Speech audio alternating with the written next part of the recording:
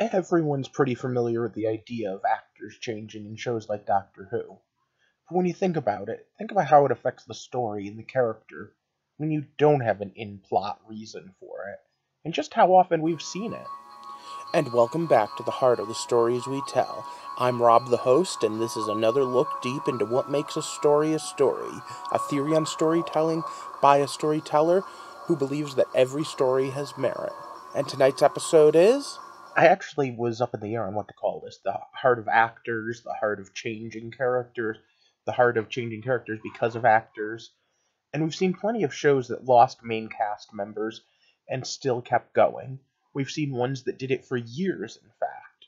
We've also seen ones that didn't exactly fare so well when they tried to change up their formula a bit.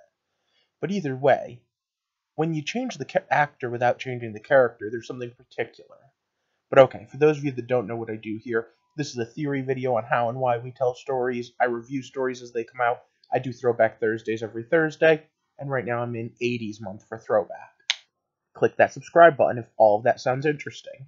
In general, we take a look at how and why we tell stories, and right now, the how is specifically what we're talking about, and how the actor influences the character, and because of that, how when they pull the rug out from under us and change, how it affects things.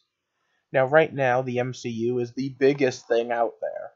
It is by and far the most expensive, most blockbuster extravaganza ever. But we've already had 3 Hulks, haven't we? And I want you to think about how each one of them acted just a little bit different.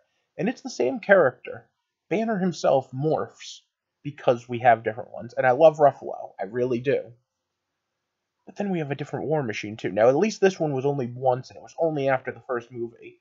But do you think that a Don Cheadle War Machine would have made as much sense in the first role? Do you think that it changed just a little bit?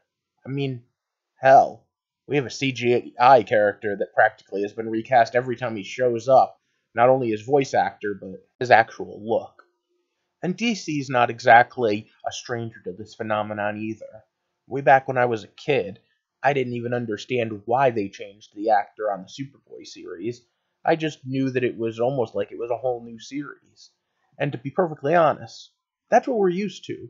We're used to, there's 5 different Spider-Man or Batman or whatever. But because they were different continuities. But the change of Jimmy Olsen on Lois and Clark was the biggest one to throw me for a loop. I mean, these guys don't even look similar. They don't have the same type of hair. They don't act at all the same. He might as well have been a whole new character. But if you look back, I'd like to point out that they recast Catwoman. And, I mean, that's the Adam West era. And there's no explanation. There's no, hey, here's the reason why you have a completely different looking woman play the role. And as long as we're talking Batman, I'd like to talk about the fact that even the highly loved Nolanverse has 2 different Rachels because they just switched actors. And in every one of these cases, or at least especially some of them, the actor was making the role their own. And that's one of those things where you just can't swap out. I will never forget that in the Roseanne series, they swapped out one of the daughters with a different actress, and then swapped back. And the episode they swapped back in had the funniest one-liner throwaway ever. They talked about the fact that, hey, where have you been? What, I've just been upstairs napping. And now in the reboot, they're even doing a whole thing where they talk about using both actresses. And they did it by having one say, oh, look, we could almost be sisters. We're so similar. But I guess the case study for this is Doctor Who. How many actors and now an actress have we seen play the role? And it's the same role, make no mistake, same continuity. Well, what passes as continuity in Doctor Who. And way back when the first changeover happened, you have to remember, the whole, well, Time Lords just regenerate wasn't a given like it is now. Someone just came up with that as a throwaway line for why it is an actor changed from one to the other. And think about how amazing that is, that now, all these years later, we just take it for granted. And all the little character quirks and all the little clothing quirks that just are a little different are explained away by the magic of regeneration. Well, you see, I am different a little bit each time. I kinda did die. I kinda came back just a little bit different. And because of that, we allow each actor, and now an actress, to change and to grow the role into their own. But again, this kind of happens with everything. Every actor or actress brings their own thing to the role. And Doctor Who is such a great example because we are seeing exactly what happens in one continuity as they change. The fact that it had to be written this way so that it would.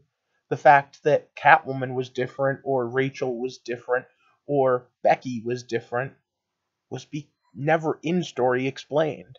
Because for them, there was no need to explain, because it was the same character in theory. Now, Dumbledore, I don't think, had that big of a change between actors, but I've heard a lot of people complain over the years about the continuity of those movies. And I have to say, I kind of get it, and we're about to see another new Dumbledore.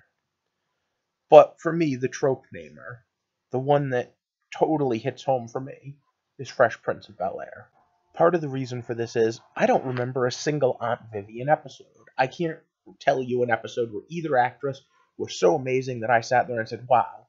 I can remember Uncle Phil episodes. I can remember a bunch of Carlton episodes. I can remember the sisters. I can remember everything. But I don't remember Aunt Viv, except for they changed her. And when they changed her, it was a big deal, even in the news. And by and far, Fresh Prince of Bel-Air is a success story because the show did go on. No one sat there and said, well, I can't watch anymore. We didn't have the whole series jump the shark when Aunt Viv changed actress. No, it just kind of happened, and we just kind of accepted that. But not everyone is so easily replaced. Now, I could probably go on for another half hour, 45 minutes, just listing off characters. That 70s show did it. Heck, the voice actress that played Meg on Family Guy did it. I'm very sure, even though I couldn't put a picture or a name up for it, that The Simpsons did it. Is that a Simpsons did it joke?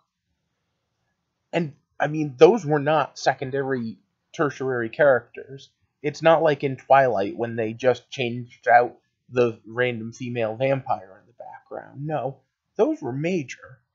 And it's one of those things where I guess animated it's a little easier to change out a voice actress, but I'm sometimes surprised at how much people don't balk. And because of that, I'm going to bring up one of the most popular series on TV. Based on A Song of Fire and Ice, we have A Game of Thrones. And how many actors and actresses have we seen in different roles? Daario is supposed to be a pretty boy, and definitely not described as either of these two actors. But the role, it was so important and had so many things going on. The fact that they just changed him out totally blew my mind. I literally sat there and said, that's not Daario. This is the first time. Now, The Mountain actually got away with it a little better because we didn't see him as often. It's not like he was in this season then that season. He went several episodes in between appearances. And there's part of me that really likes the guy they have playing him now. Several of the kids got recast. I'm going to use Tom and as my example, but they aged them up and just gave them huge jumps and spurts. And so we just kind of adapted. But all of those, except for maybe The Mountain, somewhat hurt the story. Because while we were trying to follow it, we were ripped out of it by these change of characters that came with change of actor or actress. And all of these are ones that I sit there and I go, sometimes it worked and sometimes it didn't.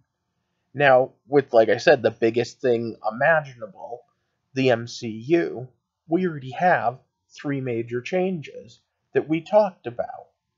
But what if they continued? I mean, right now the MCU is so huge, you know they want to just keep making movies forever. What happens when an actor wants to retire? Do you cast a new Thor, or do you have Jane Foster take over? Do you cast a new Jane Foster and a new Captain America? Or do you have Falcon and Winter Soldier take over? And what happens when those actors are ready to quit? Do you pull a James Bond and just let the story keep going and going? I mean, we just accept that we discuss who's your favorite Bond, and I can't remember a time where a bunch of geeks got together and didn't discuss who their favorite Batman was. So could we do this with anyone? I mean, these roles are so interchangeable anyway, but mostly, again, they change continuity, unless you count the Doctor. But who your favorite Doctor is comes out too. What about your favorite Superman? In my case, it's still Reeves, because he made me believe a man could fly. But I'm not dissing any of them, they're all great. And each actor and actress, like I said, brings their own heart and soul to the story and modifies the story.